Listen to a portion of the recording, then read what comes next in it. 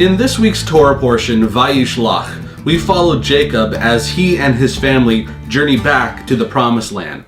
However, before they are able to enter, in Genesis 32, we are told of how Jacob was left alone and a man wrestled with him until daybreak. And what follows is a somewhat bizarre story of Jacob's night-long struggle. Rabbis and commentators on this passage are somewhat at a loss as to what it all means, but there are a few things we can take out of this incident. Firstly, the text of the Torah has been telling us from the beginning of his life, Jacob has been someone who has wrestled with others. The name Jacob essentially means one that takes by the heel, which is a reference to the way he and his brother were born, as it says in Hosea, "In the womb he took his brother by the heel." And Jacob wrestled with others throughout his life, with his brother Esau and his father-in-law Laban being great examples. So it is possible that God was providing Jacob with yet another opportunity to wrestle, but this time with a more explicit lesson attached and with an opponent of much greater significance.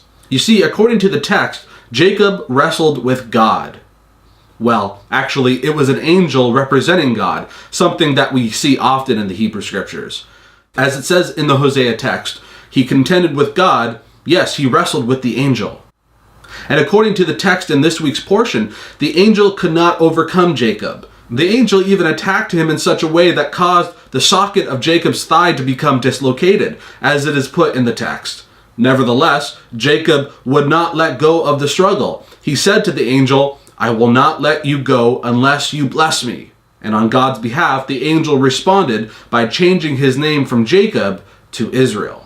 Israel in Hebrew essentially means he that strives or prevails with God. Jacob would no longer simply be one who struggles with others, grasping at others by the heel, but rather someone who has struggled with God and has prevailed. And the text gives us no indication that the angel representing God was trying to kill or harm Jacob, nor was Jacob trying to harm or kill the angel. Instead, the incident of Jacob wrestling with God, that is an angel representing God, to me is a physical metaphor. It's a real-life illustration of what Jacob and all of his descendants has gone through and will go through. For individuals and for the nation as a whole, the life of faith for God's people is often one in which we wrestle with God. Our sinful inclination is such that we are constantly seeking to go our own way, but God holds on to us, drawing us toward Him and His righteousness. The struggle within ourselves can often seem like God is holding on to us with what amounts to a wrestling submission move. Even Jesus, who is the ultimate Israelite, wrestled with God. In the garden before his crucifixion, Jesus pleaded with God to let there be another way to atone for the sins of his people. Evidently, there was not another way, and Jesus submitted to his fate of death on a cross. God did not release Jesus from that struggle. But like Jacob, Jesus also never gave up and held on in obedience to the end. It was a struggle, but in the end, Jesus prevailed. He overcame. And it's interesting, in Genesis 35, God reiterated Jacob's name change, saying, "You shall no longer be called Jacob, but Israel shall be your name. I am God Almighty, be fruitful and multiply. A nation and a company of nations shall come from you, and kings shall come forth from you." Who was God referring to when he said, "A company of nations shall come from Jacob"?